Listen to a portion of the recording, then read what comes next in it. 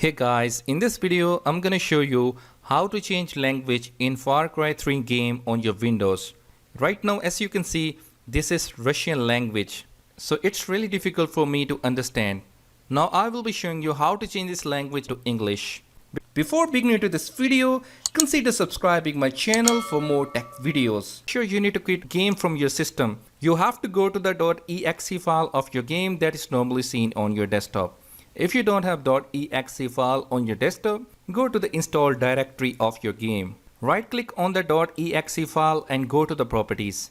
Here in the target point, we need to add something by giving one single space. So this is what I will provide in the description. So I am copying it and pasting it here by giving one single space. Then hit apply. Then after, we need to start that game. Once again, now you can see the language has been changed into English. Now you can play and enjoy your missions of this game.